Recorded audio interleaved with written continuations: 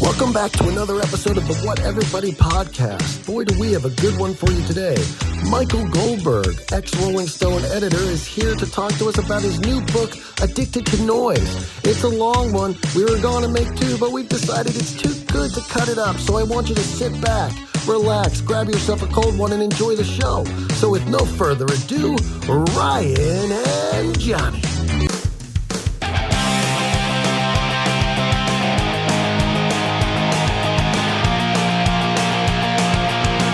Dude, hey, Johnny, you. Oh, Ryan motherfucking Harris. What's up, buddy? We're some inconsistent Yes, but we're getting back on this. First, hey, hello, everybody. Welcome back to the What Everybody podcast. It's been only a couple of weeks. It's only been a couple of weeks, but it's the Wheneverbody podcast.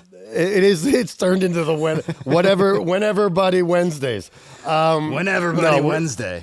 We've been busy. I've been on the road for like months. Your band's been busy as fuck. So now though, with the holidays, it slowed us both down, which is cool. And we got a few months of consistency here. And then the tour starts again, and we'll see what happens. That's what I thought when I woke up this morning. And then I realized that I didn't bring the little screw clippy for my mic here. So I got a little, I had to rig it. We a little bit out of practice. We had a practice. We rusty. Speaking of being out rusty, I just had to pull my 66 rusty dusty. I just had to pull my screen up so like the whole ceiling wasn't in there. So rusty, dusty to the rusty kind. We got a cool one today. Well, no, we got a cool one today. But before we do that, in case anybody hasn't noticed, we're back to the old school setup here. Here we are. We were in person. He hates me. He went home. Here we are. You know what, buddy? It feels like just yesterday. We were shouting over each other in person. Yeah. Now we're back to shouting over each other on Zoom. I look forward to shouting over. But you're right. You were just saying, man, we have a good one today. We have a really good one today. We have Michael Goldberg coming back. We had him on months ago to talk about his other book. Because I remember he was like, November, I have another book coming out. Yeah. And I was like, wow, that's far away. And here we are. We go way back now, the What Everybody podcast and Michael Goldberg. We're like besties. He wrote that book about Jimmy in the last one, but this one's called Addicted to Noise. Addicted to Noise, the music writings of Michael Goldberg. Make sure you include that because that's the subtitle. Addicted to Noise, the music writings of Michael Goldberg. Addicted to Noise. So, I'm sure we'll talk about it was Michael, but it was the name of his music website. And if I recall correctly, he had one of the first music websites in the early 90s, and it was called Addicted to Noise. So his book's called that, which makes perfect sense to me. What he did was included a bunch of articles that he wrote through his 10 years as an editor at Rolling Stone. So it's a laundry list of all. It wasn't just Rolling Stone though. I think it was all his articles because you're right. Rick James one was from Variety magazine or something. Because before he worked there, he was writing freelance for a bunch of magazines, and some of these were articles of those nature. And Johnny caught me in a mistake. We were going to be said we were going to be rusty today. Yeah, but I don't think it was I don't know if it's a mistake. I think you're right in the sense that it was a mistake, but it really is just his writings, because there's a lot of these articles, like the Ramones one was from 78. That was before his time at Rolling Stone. The second Rick James one was from 94. That was after his time at Rolling Stone. But Michael Goldberg our objective today is just to talk about some of the fun ones. Michael's going to talk about some of the ones that he likes, and you were going to say something else. I was going to say one of the most fascinating things when, I was fascinated last time, and I'm fascinated again this time, is that Michael was the West Coast editor of Rolling Stone magazine from 1983 to 1993. Like, that's so fucking cool to me. And the fact that, like, we've had him on twice now, and if I recall correctly, he reached out to us about our first book. Did we ever ask him how he found our podcast? Buddy, our podcast is killing it. We've been over this before. What was some of your favorite pieces of the book? The book was really interesting to me overall.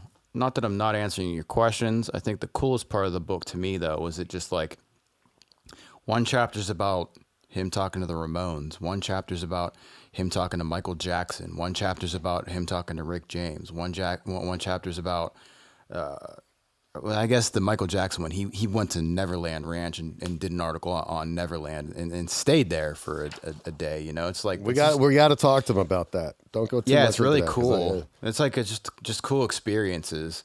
But so if you had to pick one favorite article out of all of them, I have one favorite topic, and I want to ask Michael about this because as we all know what it's like to strive for something, to try to reach your goal. His goal was to work at Rolling Stone, to write for Rolling Stone. And he did that freelance for a number of years before he was hired permanently. And there's a common thread throughout the book of people just bailing on interviews and the typical rock star acting like the important one in the room and stuff. I'm just wondering how, when you're trying to achieve your goal and you're the responsible one being on time and it's up to somebody else that just like cancels at the drop of a hat, like what do you do to keep your mind positive, to keep yourself going in those situations? That's a question I'm going to ask. Especially if you're freelance and you're relying on getting fucking paid. Yes, because if you're working at Rolling Stone and somebody bails on an interview, that's on them. They missed out. Whatever. You still get your salary. Yeah, if you're trying to get that job and somebody bails on you, that would be very helpful. We have a reference that we're going to talk to in a minute here when Michael signs on. That'd be frustrating to me, dude. I don't know. It's admirable. Yeah, admirable. How about you? What was your favorite? I was completely fascinated with Rick James stuff. Just completely fascinated because he does it in two. He puts two articles back to back. He does one in 1982 when he's when Rick James is at his height, right? And then he does one in 1994 where he's hit fucking rock bottom. He's in the LA County jail serving out a 2-year sentence. So it's like the contrast in the 12 years in interviews. Oh man, him and his girlfriend, apparently he denies it. Allegedly died. Allegedly, him and his girlfriend kept the girl, tied her up, kidnapped her, burned her with cocaine pipes, and made his girlfriend made the girl have sex with his girlfriend. But she was a known drug addict, so it's probably they were probably just having one crazy night on drugs, fucking doing what people do crazy on drugs, and somebody saw an opportunity to cry wolf. I don't know though. Maybe he did do that, and in which case, I'm an asshole. Allegedly. He denies it. We'll talk about it. He was really pissed off in the article. He was saying when all that was happening, ironically enough, all of his white friends, because Rick James is a black man, all of his white friends came to his aid and spoke out for him. And none of his really good black friends, Arsenio Hall, Eddie Murphy, guys who were worried about their careers, none of them came to his side. They just wanted the distance from it. Yep. Well, the distance as far as they could. Buddy, it's about that time to get to the bottom of it because we got Michael, and let's have a chat. Michael! Michael? Hey, how you doing? How's it going, my man? We're great. Man. We're great. Good. Can you hear me okay? Oh, yeah. Perfectly. Yeah. Great. Yeah, good to nice see you. To see you. See you both. You too. Absolutely. We were talking for a couple of minutes beforehand about, I think we're internet besties now. we're repeat offenders. This is awesome. What can I say? I know. I was just going to say, I think Michael's only the second guest we've ever had on more than once. Oh my God. Yeah, well, so. I'm really thrilled that you'd have me back a second time. Yeah. Hey man, you keep writing books and you keep being interesting and doing cool stuff, and we'll talk about that every day, So it's all right. Hey, how's everything going with the book? Good. I mean, it was just published November 1, and the thing is, I'm really happy about it. I mean, should be for a lot of reasons. I mean, the cover, I love this cover, and the concept was something that I came up with before I had a deal for the book. And I actually hired this great designer, Todd Alcott, who he's been written about in a bunch of places. I mean, he just does these great sort of noir and pulp fiction kinds of stuff. And I told him, I sent him the original cover, 1953 cover of William Burroughs' book Junkie. And I said, take this and, do something with this that relates to, my book, because the book is going to be called Addicted to Noise. And so he came up with this idea of, instead of this guy preventing the woman from reaching for, paraphernalia, syringe and stuff, instead she's reaching for, albums and the phone, toward the phonograph. And then it says they were hooked on the music and they needed their next rock and roll fix. The Clash, Dylan, James Brown, it didn't matter, And the thing is, music has always, on a certain level, felt like an addiction to me. Like, I have to have it. I need it. So anyway, that's how this cover came about. And he had originally had the woman wearing a Black Flag T-shirt, but Black Flag getting permission from, I mean, there's just a lot of stuff there that's very difficult. And whereas the Flipper guys were just great, and Steve DePace, who's the drummer in Flipper, he was like totally cool. Sure, I mean, I think he was really happy to have a Flipper T-shirt on the cover of the book. That's what I was thinking when you were saying that difficult for Black Flag. I'm thinking to myself, like, why would you put up any kind of resistance, considering that, like, it's just more people seeing the name Black Flag? I mean, what harm is it to you? Well, you're not making money off of that T-shirt on the front cover. Like, that's not where the income's coming from. Well, I didn't even go there because, and I mean, if you know the history of SST Records and Black Flag and stuff, if you don't know it, there's a great book that was published all about it. Did the people who ran SST write that book, or some outside person who just it's a journalist, and he did a really good reporting job. And I know that because I did a lot of reporting back in the day for Rolling Stone on the same subject. And so I know that what he's got in that book is very accurate. You mentioned Rolling Stone, and before we dive into the book, I had a question that I was curious about. Being that you were an editor for Rolling Stone, you started one of the first online music news sources. Does this make you a specialist in music? And have you ever hosted any kind of show of your own? I did some community radio. I was living up in Sonoma. We were up in Sonoma for a number of years, and they have a community radio station up there. And so for a while I did like a 2-hour show once a week. I haven't hosted a podcast. Want to be on ours? I think I'm sure. I think I'm sure I'm an expert, to some degree. I was going to say, I think the 10,000 hours rule does sort of apply to this, asking if Michael's an expert in music, because he's definitely spent that amount of time. And absolutely. Have anybody ever called upon you to, like, after reading your book, man, I don't even know what to say. The people you've interacted with, the situations you've been in. Do people ever call and be like, "Hey, Michael, what do you know about this dude?" What do I know about which? Oh, about one of the people that I interviewed. Like somebody who's like trying to find research on like, and knowing that you have this history.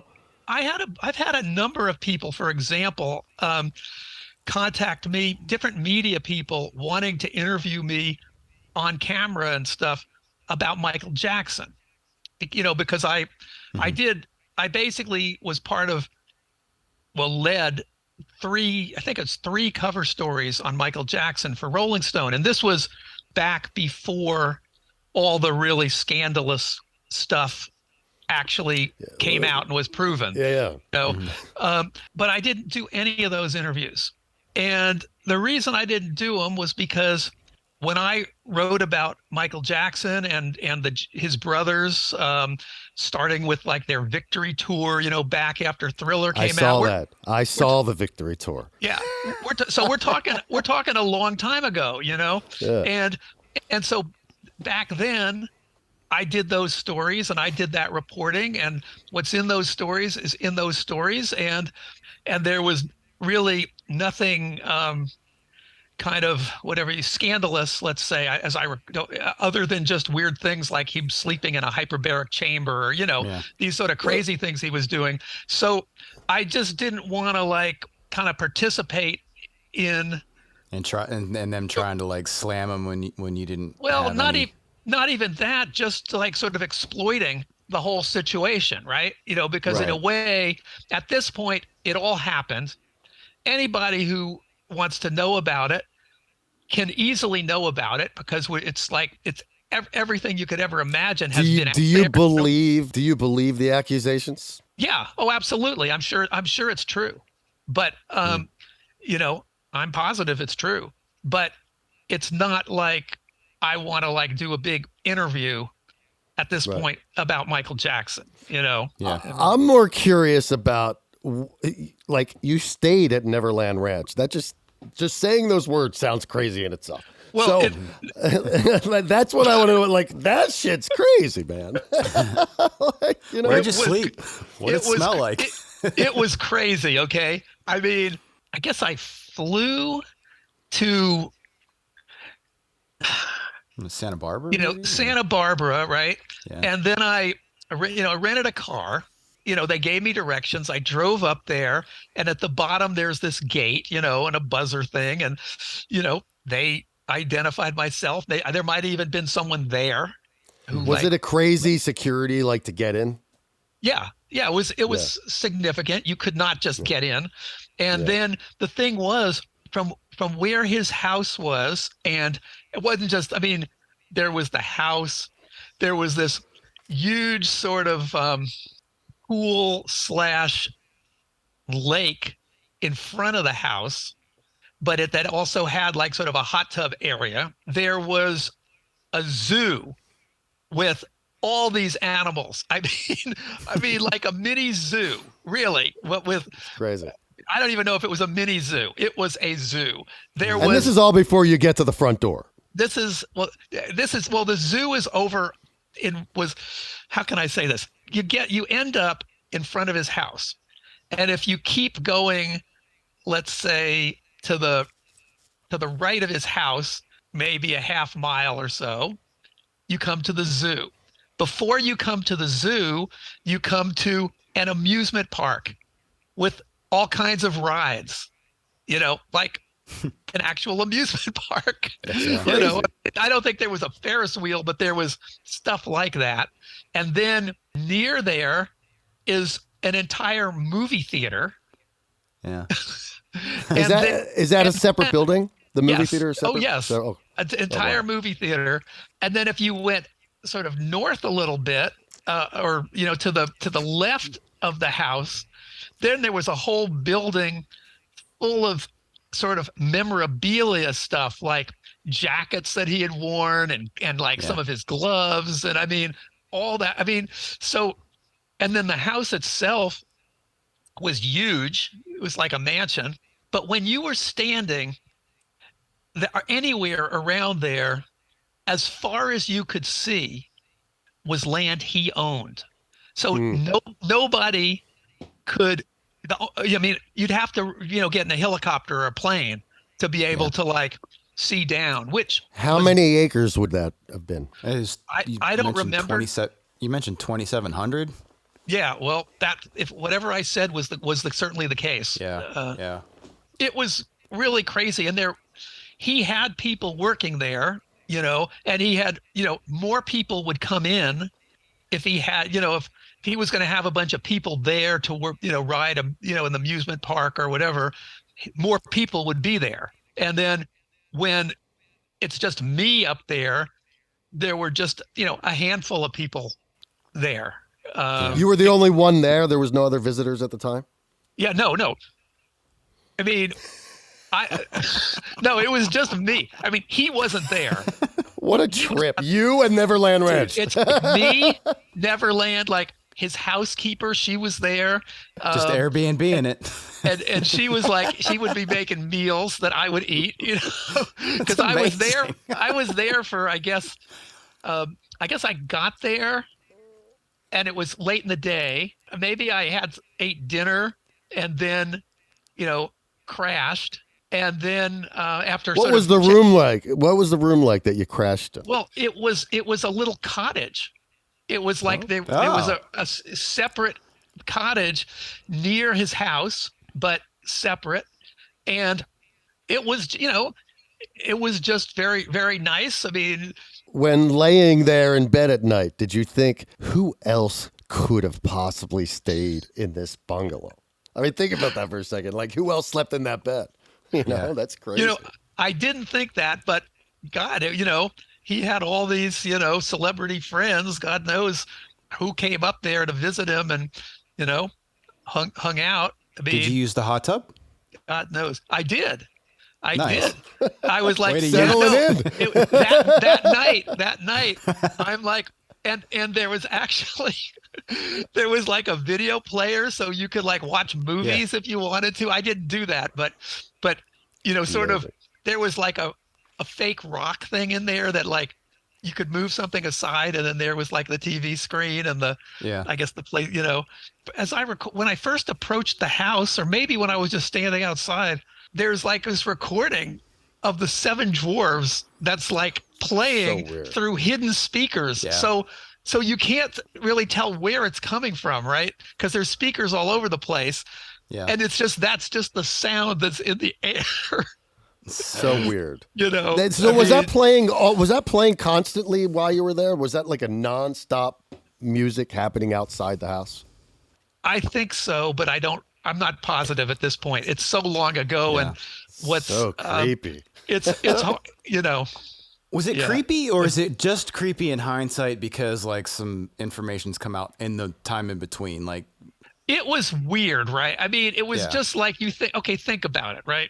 Yeah. Here's an adult person who is not, like a father or a mother who's entertaining their little kids. It's a completely just strange, or somebody else's kids. Yeah. I mean, that's creepy shit is what that is. Yeah. That's more than weird. That's weird. Yeah. Shall we talk Ryan, about some others? Yeah, Ryan, why don't you ask him that question that you wanted to ask him about? Yeah. So there's a common theme in the book. And just so everyone knows, the book is not all writings while you were at Rolling Stone. The book is some of those, and then you did freelance writing before you got that job. There's a common theme of you get canceled on, Van Morrison canceled on you, so on and so forth. Like people that, it just struck me as like a diva move. And you're trying to get a job at Rolling Stone. You're trying to get your own goals met and everything. And then, I want to know how do you keep yourself positive? How do you keep going whenever you have like this variable in the room of like, well, this person might cancel on me? Well, the thing was, I don't think there's a theme of people canceling on me. I think that in the case of Van Morrison at that point in his life basically didn't do interviews. Yeah. And so him actually agreeing to do an interview, and not only that, but sitting down with me for 45 minutes or so and answering at least some of my questions and talking about why he wouldn't answer other questions, that was a real coup. And because of that, even though he said at a certain point, okay, well, I don't want to talk anymore today, but we can finish this next week. And then that never happened. Well, actually. Did you know that was never going to happen? No. Yeah. I mean. Gut feeling wise? I assumed he was, going to follow through because he actually wanted a story to come out. I was interviewing him for the San Francisco Chronicle, and he wanted a story to be in the Chronicle because he was playing a big theater, and he wanted to have a lot of people there. Just you'd think it'd be nicer. Well, no, I just figured he would meet with me to finish up, answer the rest of the questions.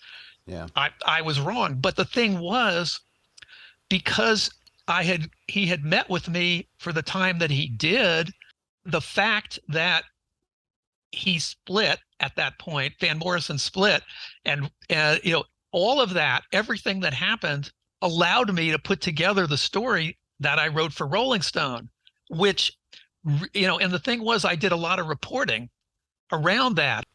So anyway, Ted Templeton had said some terrible things that ended up in print in this BAM magazine. So I got Ted Templeton on the phone, and he was about what had happened, and he was like, and that's in the story. I mean, how upset he was about what he had said to BAM magazine, and what did he say exactly? And he just said there that he like never wanted to work where he said, I'd never work with Van Morrison again as long as I live, even if he offered me $2 million in cash. I aged 10 years producing 3 of his albums. He's a marvelous talent, a fantastic singer, but he's fired everyone who's ever worked with him. All his producers, his managers, his attorneys. He's so unpredictable. Well, hard in the paint. Wow. He was going to produce another Van Morrison album.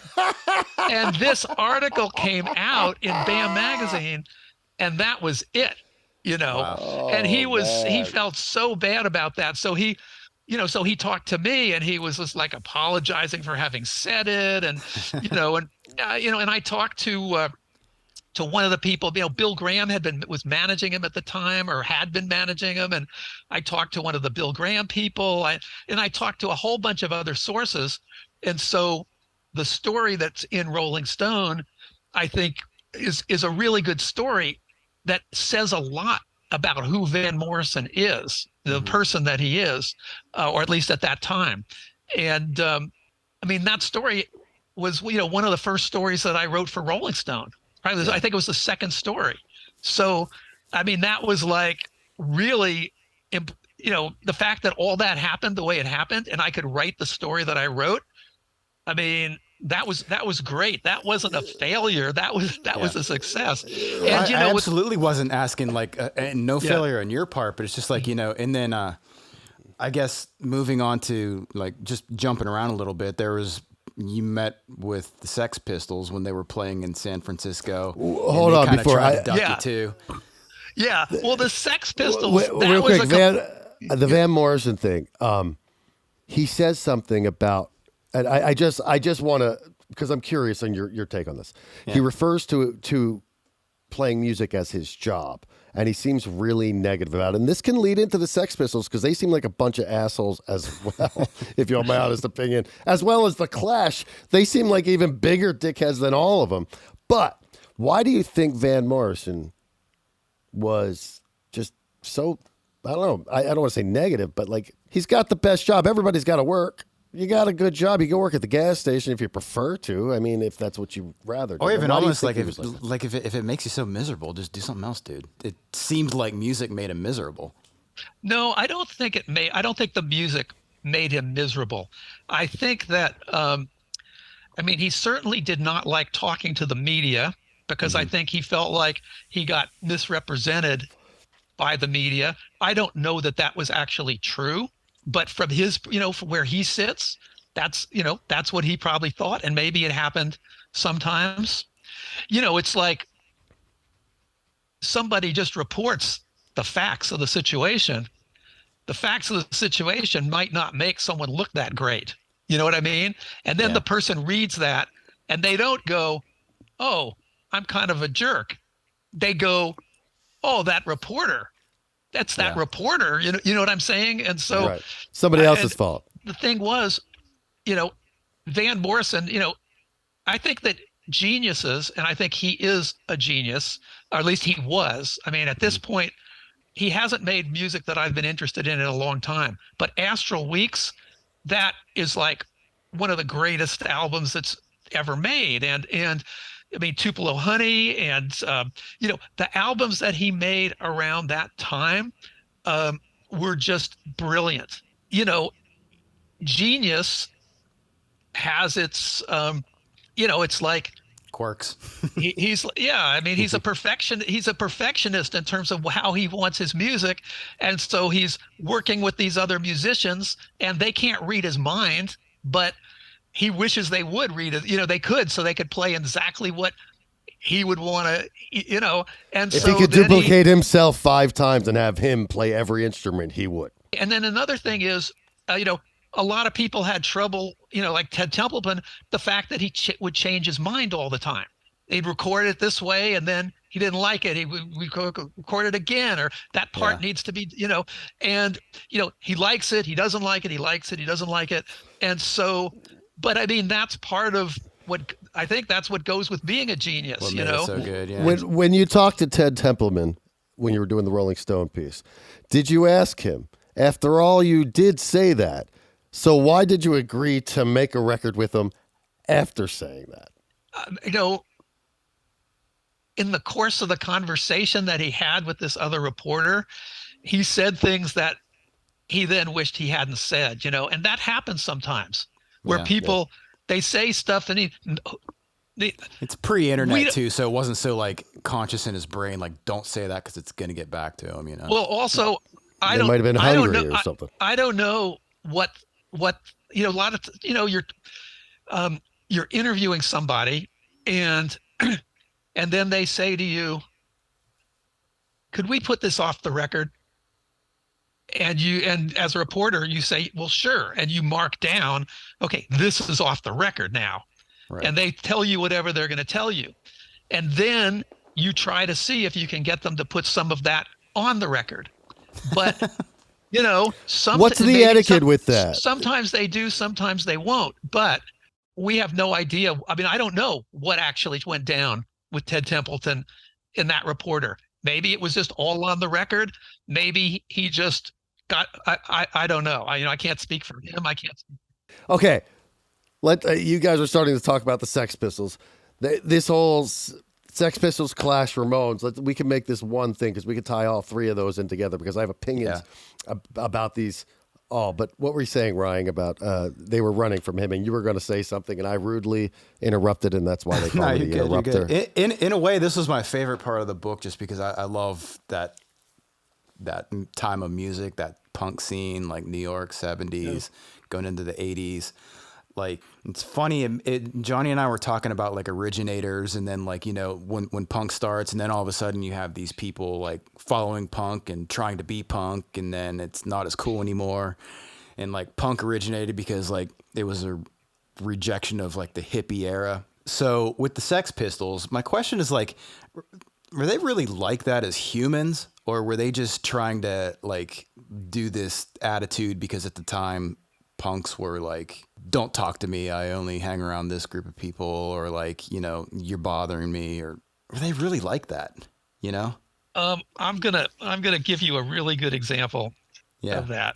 Awesome. Okay, so I have this whole interaction with, first they're trying to like leave me in the hotel room and sneak out. This will be really fun. Let's like get the journalist. We're the Sex Pistols. This will be great. They tell you to go into the bedroom and then they try to sneak out, but you kind of they put me there. They say, okay, wait here. And then, and then they'll be in to talk to you. And I'm in there and time is going by. And at a certain point, I'm just, something's wrong here. And I go out and they're just the American tour manager and Steve Cook and Paul Jones. Steve Jones and Paul Cook and then some roadies and whatever. They're all like leaving the room. They just were going to leave me in there. Yeah. And I just follow them. I get right into the elevator with them. Yeah. And then it gets down to the main floor and then they walk out and I'm just following right along and they go to this Japanese restaurant that's across the street and it's in Japantown. You basically have the Miyako Hotel, and then across the street is sort of an area where there's a bunch of Japanese restaurants. And anyway, they go into one of them, and I follow them right in, and they sit down at a table, and I sit down right across from them. It's a small table. You got two guys there, got me on this side, and then there's another table that's nearby, but not that close. And sitting there, that's where their American tour manager, he sits, and there's guys from Warner Brothers Records there, and they're all sort of sitting over there, and I just like turn on my tape recorder and start interviewing them, okay? And they're like, jerks, and they at a certain point they're making fun of my Earth shoes and who do you write for? I didn't know what an Earth shoe was. What's an Earth shoe? Her shoe was a kind of a shoe that kind of the way the heel went, it was angled a little bit up, and it was sort of designed. It was supposed to be like really well designed for your, like propel you along. And I don't remember now the details, but anyway, it was this this kind of shoe.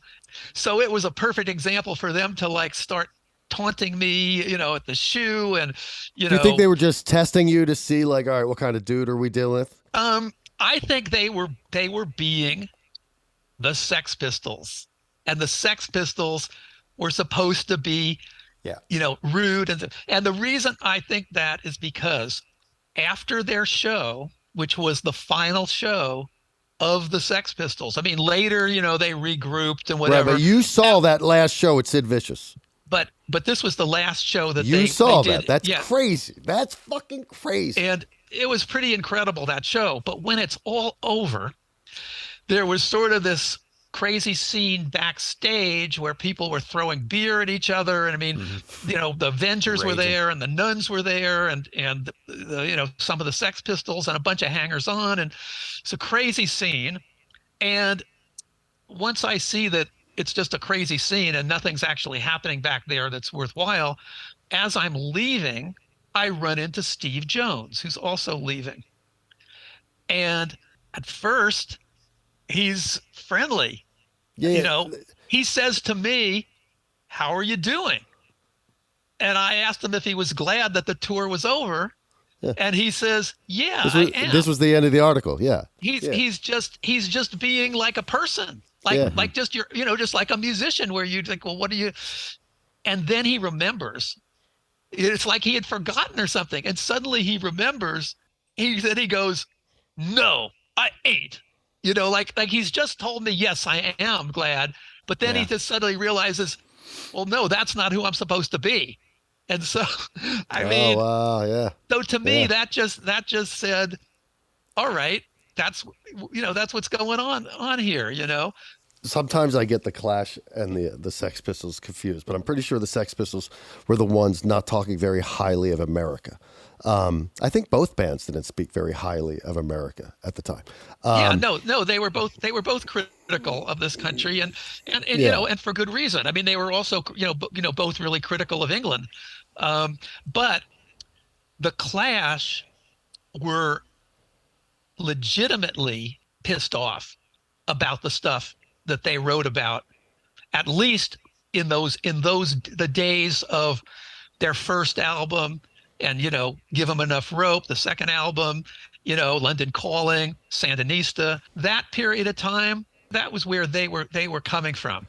But the Sex Pistols were a different situation. They got a lot of stuff from Malcolm McLaren. Now, they took that and wrote great songs. But I mean, for example, Malcolm McLaren came back from New York, and he was all familiar with, Richard Hell's Blank Generation, and he told them to write your own Blank Generation, and they wrote Pretty Vacant.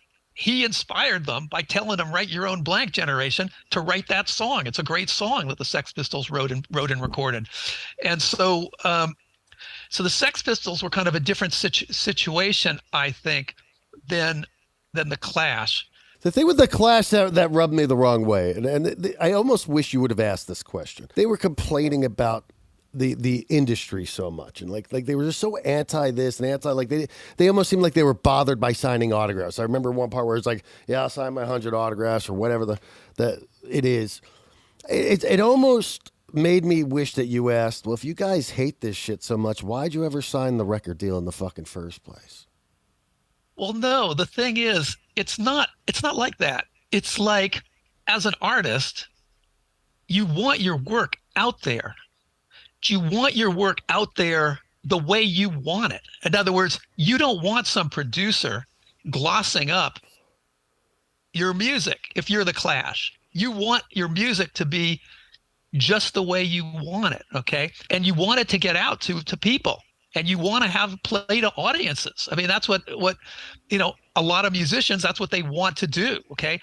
But that doesn't mean they want to waste their opinion, sit there signing a million photographs or autographs, or that they want to do a million interviews. I mean, those are things that musicians do a lot of times because it's part of the promotion thing. But it's a business.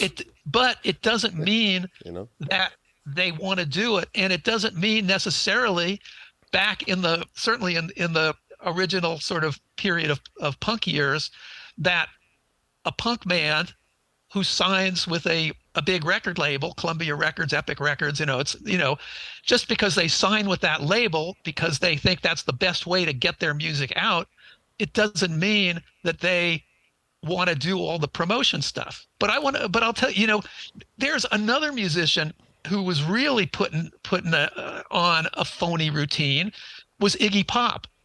Now, I love Iggy Pop. I love the Stooges' first album. I love that. I love, Search and Destroy, and all that stuff is just fantastic, the music.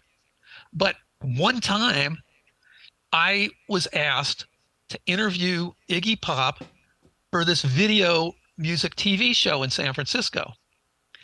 So I agreed to do it, and then then after that, I'm supposed to be able to talk to Iggy Pop for a magazine that I was editing at the time in San Francisco. Mm-hmm. So what year is this? Did you say? This was around 1980, I'd say 79, 80, right around then. So we're on camera, and Iggy Pop is a complete jerk to me. Complete jerk. He's just like, sarcastic and just dismissive, and it's just the most horrible interview I've ever done with anyone. I'm just fed up with this. As soon as the thing is over, I'm just like, what the fuck, So Iggy Pop now turns to me, really nice, really friendly, and says, where do you want to go so we can do this print interview? I just looked at him, and I didn't say fuck you, but I just said, we're not doing any print interview, and I just split. I just felt like, what the fuck are you doing? This is your routine, and I'm like the butt of your joke here. Yeah. I mean, no, I'm not going to now go ahead and no. Also, no heads up or anything, like you were just taken off guard by it. Yeah. So I mean, that was a phony thing too, And I mean, just because a musician can make great music doesn't mean that their public persona has Have any. You ever had but it doesn't mean their public persona has anything to do with who they really are. Have you ever had a chance to tell him that he was an asshole like that? Like, you were the biggest prick I have ever interviewed. I mean, I think when he saw me just walk out, when I look at him and then walk out, like, no, this ain't happening. I think he got the idea. He got the message. Yeah. Did you ever cross paths with him down the road? I didn't. Yeah. I didn't. Back to okay. So we did Sex Pistols, Clash. Now the Ramones. The difference in the Ramones article, for me, was that I found them to be extremely likable.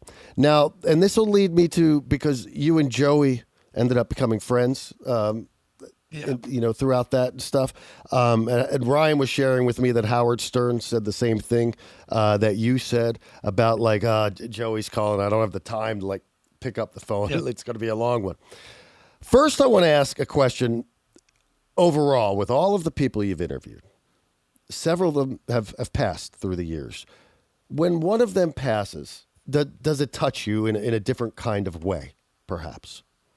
Yeah, definitely. I mean, when Jerry Garcia died, that was a real sad time, I mean, but I mean, it's not always. It doesn't just have to be someone that I've interviewed. I mean, when John Lennon was shot, I mean, John Lennon was my hero when I was a teenager. There was no one other than Bob Dylan that I looked up to as much as John Lennon. And for him to be shot, it was devastating, just devastating to me.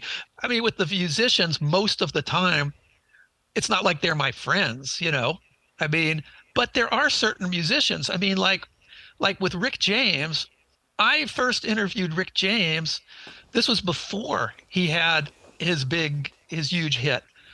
I was into all kinds of music. I was into funk and soul, and I mean, I had interviewed James Brown. That one of those stories are in this book, but I had the first of the two stories in this book about James Brown. George Clinton I had already interviewed, and then so I interviewed Rick James for the San Francisco Chronicle before he was going to perform in town, and interview went really well. Story turned out great. He liked the story. So then at a certain point, Rolling Stone assigned a short feature, like 1,000 words on Rick James. Well, because of our previous, interaction, he was willing to let me ride on his tour bus, from, up to Sacramento and, hang out backstage and whatever. And so I wrote that story. And then I wrote a story about him for Musician Magazine. And there was another magazine that Rolling Stone started that was just about music that ran for a couple of years. And I did a story for that magazine about him. And so by the time Street Songs happened and, Super Freak became this huge, huge hit, I had this really good journalist musician rapport with Rick James. And so he was totally comfortable with having me, come to the studio and, just hang out and go fly with him down to LA and spend time with him down there. And Tim taking me to Motown and all of that, Can I just say real quick, just so the viewers out there know, these two Rick James articles were my favorite in the book. And the reason being, these two articles is at his peak and at his lowest. Right. And it was the contrast and the rapport. You feel the rapport between you guys through that. I mean, and how can you not like it when you started off? The second time I did cocaine in my life was with Rick James. I mean, how do you not like it? Oh, this is going to be fucking good. Well, when was the first time, Michael? It was in college. That's where it was. It was in college. So listen, I just wanted to let that know, and I wanted you to go forward just because I wanted this part of the book was really like something I wanted to talk to. And I wasn't going to talk about it originally because I was like, maybe it's a little too much. But I'm like, you know what? Yeah, please continue. I mean, it was crazy when the first story that's in there, and this is, I mean, Super Freak has just happened. He's just now released the follow-up to Super Freak. And it's the early 80s. Let's make that clear. Where cocaine was crazy. It's 1982. So I'm supposed to show up at the record plant and start, hanging out with him, interviewing him. Then we're going to fly to LA and spend some time in LA together. And so I get to the record plant and his people say, well, Rick's been living at the record plant. He has a room there that he's just been living in for months and months and months. And so, his people are like, Rick's in there with Sly Stone. And we can't interrupt him. So he knows that you're, here, or you're just, you're supposed to arrive now. He's going to be out as soon as he can, but, so time keeps going by, an hour goes by, an hour goes by, an hour and a half goes by. At a certain point, his guy comes over to me and gives me a little packet of white powder. And he says, Rick wanted you to have this. He's really apologetic for your troubles, that, and so that was like the second. I mean, I hadn't really, whatever I snorted in college, I didn't feel anything. So God even knows if that was really cocaine. I don't know. But this was really cocaine. And you were more than willing to wait. You had plenty of energy. And I didn't know it at the time, but Rick was in there freebasing with Sly Stone. That's what was actually going on. And I only found that out, years later. But anyway, so then, I mean, do that story, whatever. And then at one point Rick was trying to get me, see if I would like work on a memoir with him, and for whatever reason that didn't work out. But then all this horrible stuff comes out, and he's arrested, and and he's complete freebase addict, and he's accused of him and his girlfriend torturing this other woman. It was horrible stuff. Did you know, by the way, I found this after I read the article. I went on a fucking YouTube deep search on like some of this shit. Did you know when he posted bail for that crime, $500,000 bail, he posted, he gets out, he tells his manager he's going to Hawaii, and then gets arrested at the corner of Cahuenga and Yucca buying cocaine right after he gets out of jail on bail for that thing. I just found that last night. I didn't even know that happened. I was like, that's fucking bad nuts. look. It's a bad look. Yeah. I didn't know that, but I'm not surprised. I mean, he was seriously into it, and it's it's an addiction. But anyway, so this it was a complicated negotiation too. But once I got to Rick through his lawyer, I guess at that point in time, that I wanted to interview him for Vibe magazine. Then it was like, sure. Yeah. No, it's Michael Goldberg. Sure. Because he felt like I had been very fair to him, more than fair to him in all the articles I'd written before. So there was a trust there. So I ended, the thing is, okay, first of all, you're not supposed to record your conversations with people when you go in and talk to someone in jail. That's number one. That was going to make this quite difficult. Mm-hmm. Right. Number two, they only let you talk to someone for 20 minutes, at least in, LA County Jail or whatever. So I did not want to talk to Rick James and just take notes. I wanted to record his every word. Oh boy. And somebody broke the law. I see something shady coming. Yeah. And so I had this, little tiny cassette recorder. And I had this microphone thing. It was like an earplug, but it also worked as a microphone. So basically, I had the recorder inside my jacket pocket. I had the wire, coming up, and I was wearing a long sleeve shirt, and the little earplug thing is in my hand. And then I bring my hand up to my ear and I put it in my ear and I put the phone right on top of it. So if someone walks by, they can't see that I'm actually... How did the tape recorder not go off in the metal detector on the way in? I don't remember, but it didn't. I mean, I was able to get this thing in there. Amazing. And I did it, I think, 4 times. Oh, wow. Because I had to keep going back. We talked 20 minutes. A week later or something, or maybe 2 weeks, I don't know, whatever it was, I go back in and do another 20 minutes. What was his demeanor like when the 20 minutes would come to an end? Like, was he just like, oh, fuck?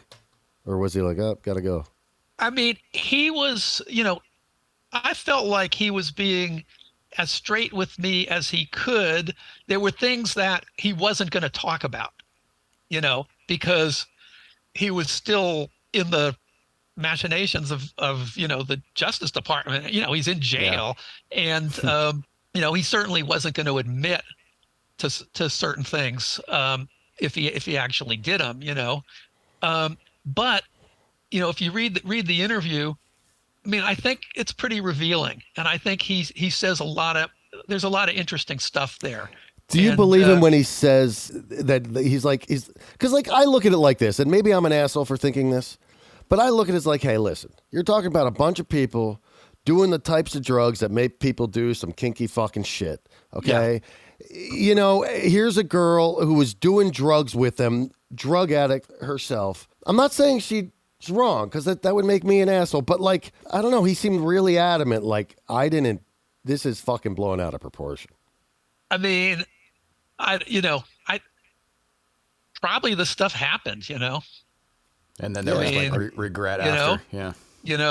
And I don't doubt that it happened. I just, I feel like there was probably consent at the time. And so maybe he, I mean,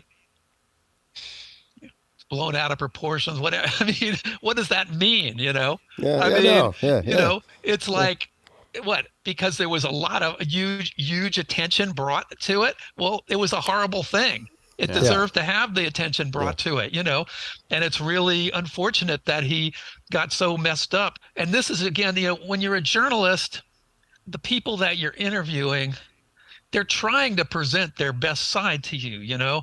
They're usually not being Iggy Pop.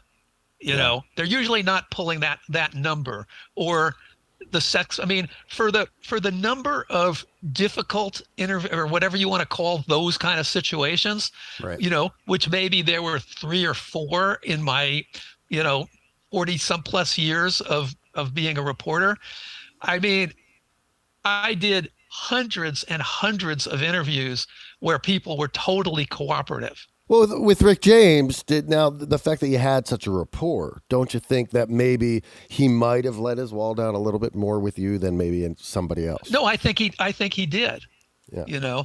And I think that's the case in the certainly that's the case with the jailhouse interviews, and even with the other story, I mean, he felt relaxed enough with me that he could bring me along with him everywhere, because he didn't feel like I was out to get him. And, some journalists are out to get particular musicians, and so, and that's, I mean, particularly, the English press used to do that all the time. The whole thing of like, well, they build them up and then they tear them down, that whole thing. Happens here today. Yeah. So with Rick James, he, in the article, in the jailhouse one, he's sober and he's loving, feeling like he's got a chance. Even says, it might have been the best thing that happened to him. And some of that shit was really dark, the fact that like it all started, really, really bad after his mom and the cancer and all that other stuff. But he ended up dying of drugs. So, or well, not really. The drugs, I did watch a thing after the article that said that he didn't have enough of the drugs per se to kill him. It was all the other things, the diabetes and all the other things. How did that one hit you? It felt sad. I mean, it was like, I mean, I understand that the relationship I had with him, was more a matter of convenience for him. But at the same time, there was this rapport, and I just, I felt sad about that.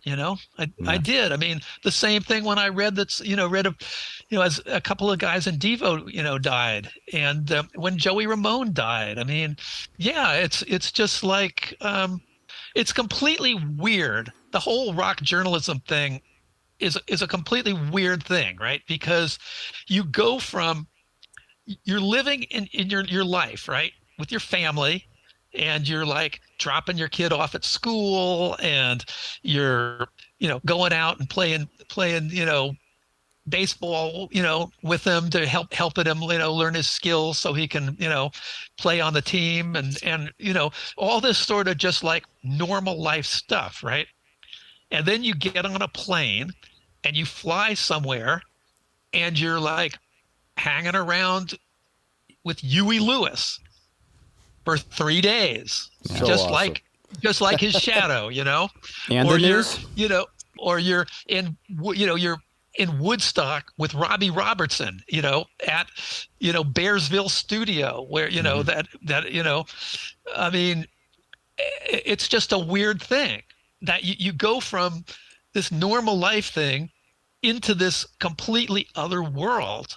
And, you're in LA staying at the Sunset Marquis, and, there's Sean Penn in the elevator, he's going down or going up to his room, and you're going down to the pool. And I mean, it's just it's really weird. It's an interesting perspective because in a way you get to experience both sides of life. You get to see what that lifestyle is like, but then you also get to have your down home, family, which probably makes you much happier. Yeah. Get to see both, Yeah. I mean, it's very, it's very weird. And that's why I ask what I ask about the passing, and not to be a jerk or anything, because it makes me like, it's like, because you're interacting with these people in a personal way. Maybe it's just for a day. Maybe it's for 3 days. Maybe it's just you're in some guy's house that's a weirdo playing the Seven Dwarfs while you fucking sit in the hot tub.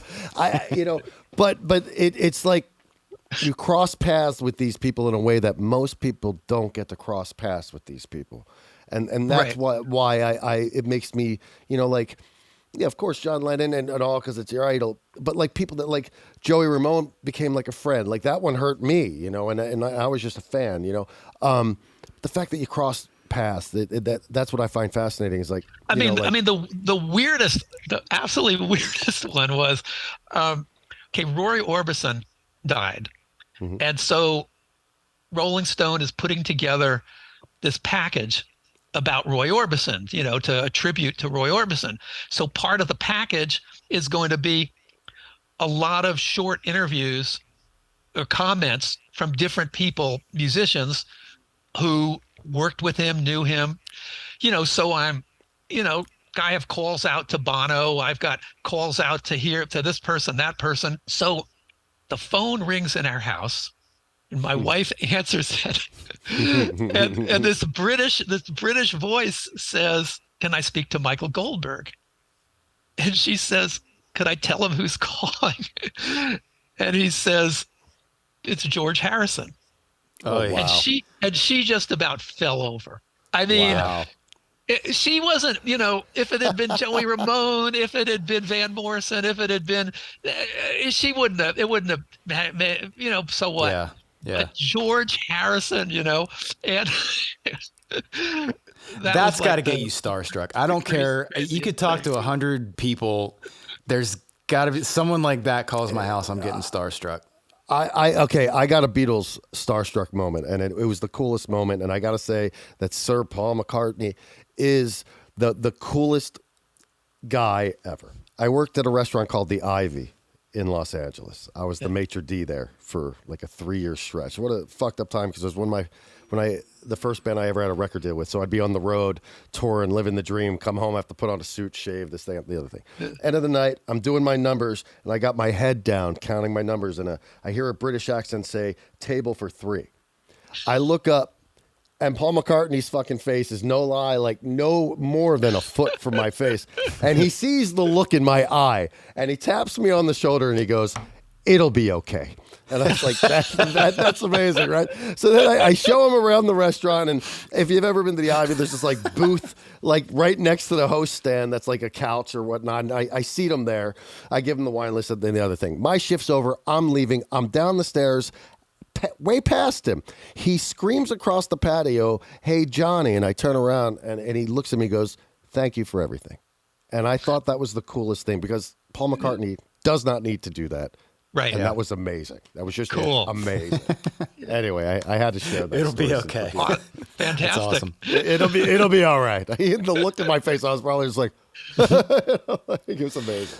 Anyway. So we told you in pieces, like parts of the book that we enjoyed and resonated with us. What's your favorite part of the book?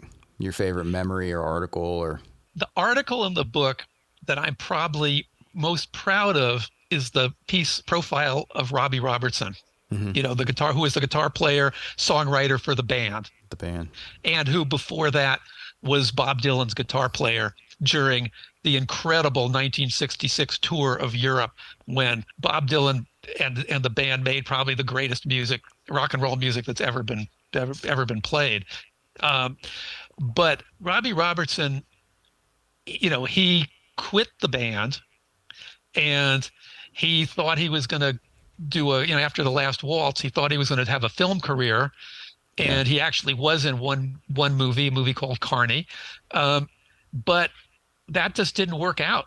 And so eventually he decides he needs to make a record. I mean, he's running out of money, and it's, but at the same time that he needs to make a record, enough time has gone by that he's actually got songs, because at least what he said was, by the time he left the band, he didn't have anything to say, and he didn't want to be one of those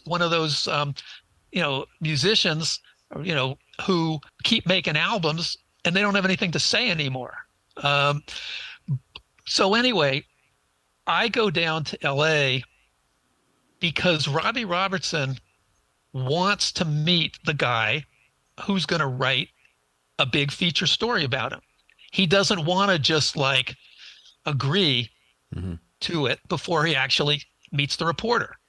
And since Robbie Robertson was friends with Jan Wenner, the publisher, editor in chief of Rolling Stone, that's the deal. So I go down there and I spend the evening with Robbie Robertson, and we go out to eat at a restaurant, and he's like he's basically like, he knows Rolling Stone is paying for this meal, so he goes to like the most expensive restaurant he could possibly figure out, and he's ordering all these bottles of wine. It was really funny. But I thought, great, this is great. If he's gonna have to cooperate and be interviewed, at least let him sort of enjoy it. And so anyway, I passed the test. Whatever the test was, I passed it. And so, but that was the beginning of a year of me reporting on Robbie Robertson and the making of his first solo album. And so everything that happened the first time we met, I took notes on all that stuff, and I have all that. And then I go down again, and he's got this little studio that he rents there in LA, in Santa Monica. And I go meet him there, and we hang out and we talk for quite a bit. Was it 4th Street Studio? It's on Santa Monica. It's like upstairs in Santa Monica. And I don't remember right now what the name of the studio that he was renting this space in was. But we go out to eat again, and I record, we're talking the whole time. I'm recording everything that he's saying and taking notes. And then some time goes by, and I go back down to LA and spend a day in the studio with Daniel Lanois and Robbie and, the musicians. And they're working all day recording. And then some more time goes by. And so basically a year goes by, and I'm periodically hooking up with Robbie Robertson to interview him, to spend time with him. How frequently was this? Like, how often? Like every couple of months, every couple of weeks? Yeah, every couple of months, and then like I end up going to Bearsville, in New York, up Woodstock area, and spend a few days there with Robbie. He's recording in the studio. He's got guys who used to be in the band, Rick Danko, I think Garth Hudson, I believe, are playing on his album or singing, adding some vocals and stuff. And I interview those guys. And then sometime later, right when the album is about to come out, I go back down to LA again and spend more time with Robbie, and I talk to his A&R guy, and basically over the course of time, I did a lot of I talked to Martin Scorsese on the phone about the crazy years when him and Robbie were living as two bachelors in the Hollywood Hills, and just he did the last waltz, fucking right? crazy, probably crazy stories there. Yeah. And so the story, when it spans a year, and it's got all these different locations in it, and it also spans time, because I go back in time, to tell Robbie's story, from when he was young up through, and back to that, and then to that, after the breaks up the band, and then those Scorsese years, and and then bring back to the present. So that's all in that story. That's really cool. I just feel like I kind of took what you could do with a piece of magazine journalism as kind of far as you could. That was sort of how I felt about it, or at least as far as I could.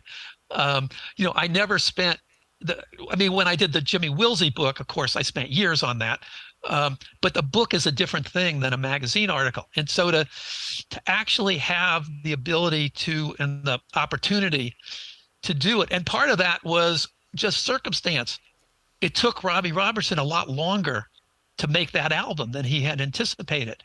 Yeah, I was going to ask like the timeline of things, like how did you prep for that? But it was just because he took longer than. Yeah, and so the thing was because so I needed to keep hooking up with them as time went on, and then eventually start hearing some of the music and being able to ask them about the music, and so even though I think did you genuinely like the music the first time he played it for you?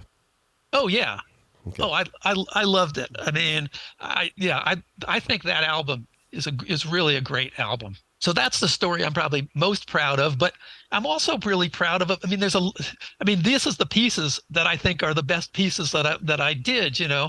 I mean, like the Brian Wilson piece in there, which is, really all about how Brian Wilson was under the thumb of this therapist, Dr. Eugene Landy, who was like taking songwriting credits. I mean, it was like, it was nothing like that has ever happened before or since. Bad people. But I wonder how that doctor would justify that shit in court. If like that, because like that's insane. That's just fucking insane. Yeah. Now that some time has gone by since you finished the book, because it sounds like you had this going before the other book came out. Now, months later, are there anything you've discovered or that you've thought since and be like, you know what? Man, it would have been cool to have this in there. Johnny's digging for the regrets. He's trying to find some regrets. Yeah, there was. And I'm trying to think now. I was just thinking I did an interview with Richard Hell. Did a piece on Richard Hell. I don't remember why. Who is Richard Hell? Oh, well, Richard Hell and the Voidoids were this incredible New York punk band that were part of the scene. And actually Richard Hell and Tom Verlaine were in a band, I think it was called the Neon Boys, before television. And then Richard Hell was in an early version of television. And then when him and Verlaine parted ways, he started this band called Richard Hell and the Voidoids, and the song Blank Generation, which was like a very known song back in the mid 70s in terms of the whole punk thing. Blank Generation, everyone knew Blank Generation back then who cared about punk music, which was, not the biggest number of people back in like say 1975 or so. But anyway, I had this, I thought, that Richard Hell thing, that could have been a good thing to have included. And these are, with the one exception of Michael Jackson, these are all artists whose music I really, really love. And so, shots fired at the King of Pop. Whether it's Captain Beefheart or Townes Van Zandt or Jolie Holland or the Flamin' Groovies. I mean, I love this music. I love the fact that I learned that King of Pop came from the article that you wrote explained how King of Pop came to be, which I think is I'm kind of like bummed out when I read that. I was like, oh, fuck. You thought it was organic? So, well, he's really not the King of Pop now, is he then? You can't call yourself the fucking King of Pop. That's fucked up. No, I mean, the stuff that was the funniest stuff was Tom Freston from MTV rationalizing why they're calling him the King of Pop, I mean, to me, that's like one of the choice things in that article. Well, you know what I found fascinating? And so Ryan loved the Prince piece, and the sperm in the I don't doubt that really was sperm in there, but that's what you lead. Listen, but check it out. But Rick James hated Prince.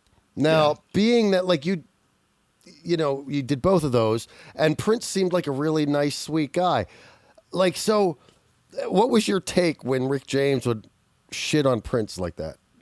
Whatever, I mean, it's like, I don't have to agree with the person that I'm interviewing, I mean, they have their opinions, they have their whatever.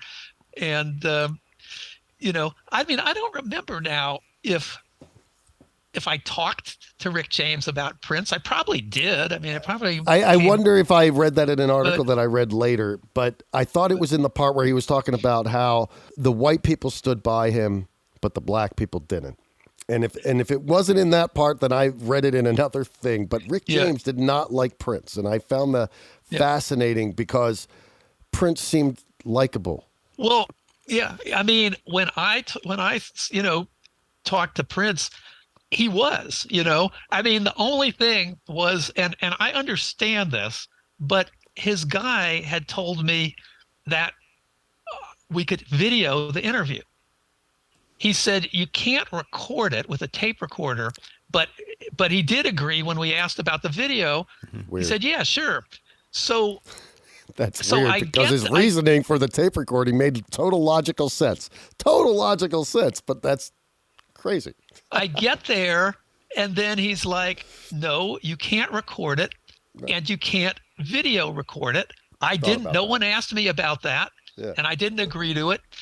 And the funniest thing he says is, I say to him, because he's worried about people taking his stuff and using it out of context and, putting it in songs. And it's super smart. It's super smart, really.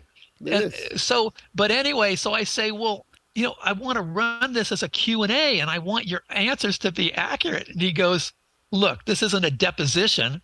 And then he goes, now, do you want our thing to get off on this? Is this the foot you wanted?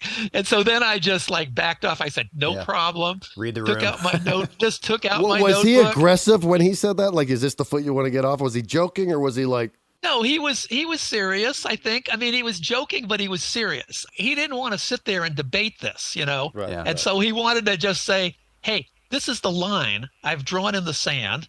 And if we're going to continue and do it and hang out and do an interview and stuff, these are the rules. Yeah. Take it or leave it.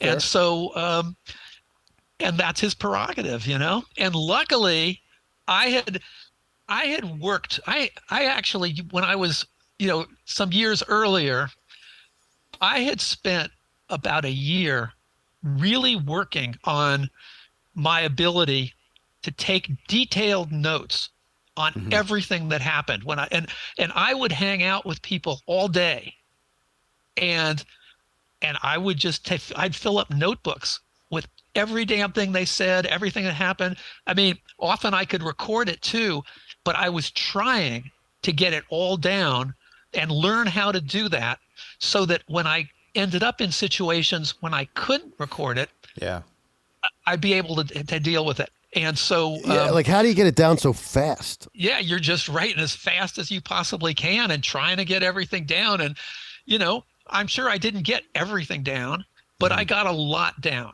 And so, I mean, the piece didn't run as a Q&A. I couldn't do it that way.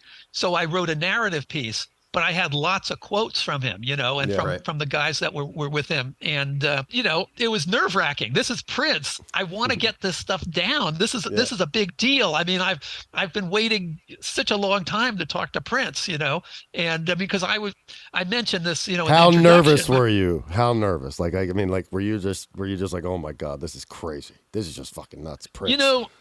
Once I'm sitting down with an artist, I'm not nervous anymore. I mean, I think the fact that I had to take notes and couldn't record it, that was something that had me on edge. But what I find is, in advance of doing the interviews, I would always sort of feel anxiety in advance. As soon as I was actually there doing it, that was all gone. It's funny. I'd just be sitting there thinking I can't record this because he doesn't want his words used in a way that he didn't mean. But now it's up to me to write his words in a way that he means. Just the interesting dynamic there. Yeah, but I mean, he didn't want his recorded words. He didn't want it to actually, because with a reporter, you can always say, hey, it's out of context. It's, he got it wrong. You can, as long as it's not. But if someone has a recording, then they have a recording. It's, you can't, not that was what he was trying to, his reasoning. I mean, I think his reasoning was legitimately that he didn't want his voice to be showing up on someone else's record or something, because or someone else got my recording or whatever, or I'm not someone he can trust, or who knows, Whether or not it played into it or not, it's important to note that this was the time that he was the artist. It was like Prince, and then the artist formerly known as Prince. And then this is him being the artist, where those thoughts were probably real evident in his logic, The Ramones. just to circle back to this for a second, because I wanted to say something when we were talking about it. They seemed really likable, whereas the Sex Pistols and the Clash did not seem so likable. And in all reality, there's the theory that the Sex Pistols kind of screwed the Ramones' career, because Sheena was a punk rocker, was starting to get a lot of airplay, and then like the Sex Pistols were going into radio stations and spilling shit on consoles, and they're like, no punk rock. Do you consider the Ramones? I mean, both of those bands were like at the Ramones show in London, where they weren't even in bands yet, just trying to get backstage, to meet the guys and get into the show. Do you buy into what the Clash and the Sex Pistols versus, like, not like against the Ramones, but like, I don't know, there's something about the Ramones that makes them like seem like they were the more genuine. Yeah, I'm at a loss of words, but they were like the ones who started it for that era of punk, to me, I guess. Well, I mean, before the Ramones, there was the New York Dolls, there was the Stooges, there were all the garage bands, of the '60s, all the bands that are on the Lenny K Nuggets, album, and there'd been sort of what we could call a punk sensibility, and a raw sensibility going back way before the Ramones. But the Ramones really were the first of the '70s era, punk bands. And if you think of punk as really starting in the mid '70s, 74, 75, that kind of time, then, I mean, the Ramones, their sound remains very unique. It's been imitated a million times since then, but there was nothing that sounded like that. I don't think that sounded like that first Ramones album. I just don't think there was. And the songs being short, they fast, said no solos, and the lyrics were like more, code lyrics or something, like haikus almost, the lyrics on that album. Yeah. Just amazing. I once heard they just wanted to be a fast Beatles. Punk wasn't like, they weren't setting out to be like a punk band. They were just trying to be the Beatles, but play faster. Well, I mean, that makes sense. I mean, there's really melodic songs starting on that first album, So it wasn't just about the raw fast thing. I mean, there was also, Joey could just sing, like needles and pins, it's beautiful. But, the thing is, what's sort of weird about how the whole punk thing played out was, initially you had all these different bands that were playing CBGBs. You had the Ramones, you had Television were nothing like the Ramones. You had Patti Smith. Patti Smith was not like the Ramones or Television. You had Blondie. They were nothing like any of the others. You had the Talking Heads. You had Mink DeVille. Mm-hmm. He was right in there playing CBGBs. No one would think of Mink DeVille as punk, but they were playing CBGBs. And you had some other artists as well. Now, this was really eclectic. The reason they were all quote unquote punk bands initially was because they were really doing things outside the mainstream. They were very, very underground bands. It was like very do it yourself. I mean, Lenny Kaye released the first Patti Smith single on his own little tiny label. So I mean, that was what punk was initially, encompassed all of those bands.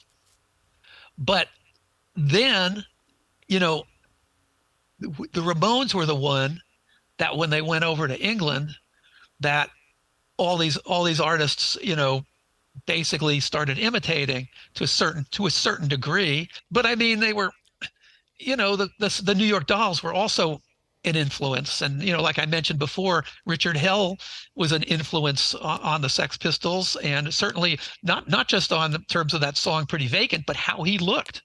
Johnny Rotten pretty much based his look on Richard Hell. So the London punk thing, the English punk thing, was really very Ramones influenced. And then in turn, when the Sex Pistols hit, and the other British bands, then the next wave of U.S. punk bands was much more in that groove. I mean, like the Avengers really do fit with sort of what the Sex Pistols were doing. But ultimately, punk turned into like this sort of really relatively narrow kind of sound and look. And that's not what it was in the early days of punk at all. Do you think that in later years, the guys in the Ramones, because it does seem like the Clash probably made more money. Now, the Clash always claimed to be like, we can't be bought. Now, I don't know if you remember what happened at the US Festival in '83 when the Clash found out Van Halen made twice as much money as they were making. And they put, dude, God bless the guys at the US Festival, because what they did was the Clash had on the screen behind them after they found out they were getting $500,000 less than Van Halen. They were only making $500,000 and not $1 million.